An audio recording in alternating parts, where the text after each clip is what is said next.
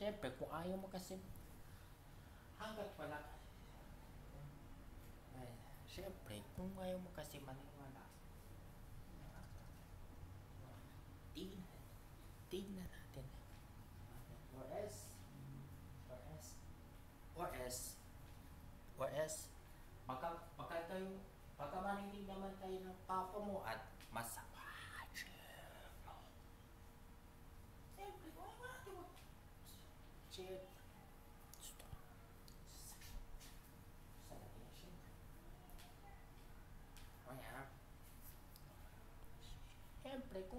siyempre kung sinabi ko sa inyo na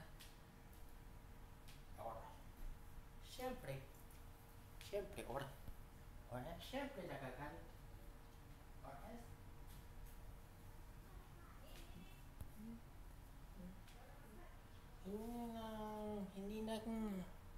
hindi na kita ipapasya doon sa Bulacan kay Chloe pag na uy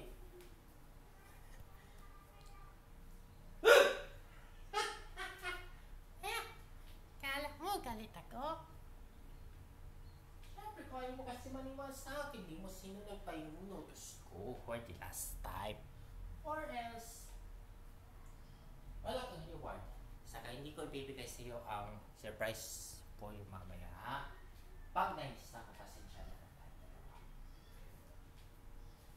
Siyempre, kanina po especially nung manalaw na pala ng hapon, iba bago siguro before 1, kala mo lang dumating ka ng late.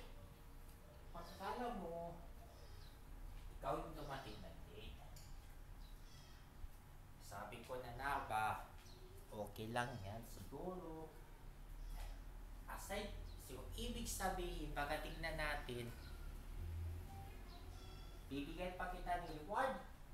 Pero bigyan kita ng reward na 100, siyempre kung gusto mo na 100,000 kasi sa'yo na lang yung 100k, pambili mo na lang siguro na laptop mo. Pabili mo ng laptop mo, saka pabili mo naman ng TV na malaki para makapag-note ka pa. Siyempre.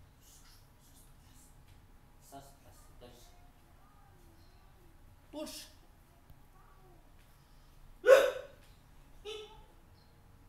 Anong tunog? Siyempre, kung naiintindihan mo yung sinabi ko na mo, siguro ibig sabihin ako naman yung nagbabantay dito, ako lang tao rito mag-isa. Sino-control ko to. Aside from sala, bedroom, at iba pa. Ha? Pabawilin mo yung gusto ko, ha? Saka pa. Kanina nung pinagalitan ko ni Papa, ang mama ko, ayaw ko na puro ganon.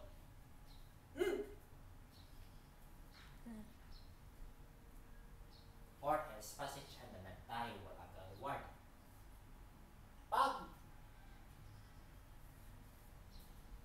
Or else, hindi na kita tatanggapin. Pag tumawa ko kasi ipa-block kita sa messenger mo. Wala lang choice. Hindi ako napipiro. Or else, kumanda ka sa magulang mo. Susubong pa kita sa kanya. Huwag mong sasabihin sa mga matatapang na tao kahit sino na ikaw ang gumagawa ng kasalanan mo. Hanggang sa tuluyan ko na nasirain ang pananaw mo, wala ka na pag-asa, wala ka na matataguan dyan, hindi ka na makakatakas dito sa bansa. Is naman itong kasama mo, ayaw naman ko, tak! So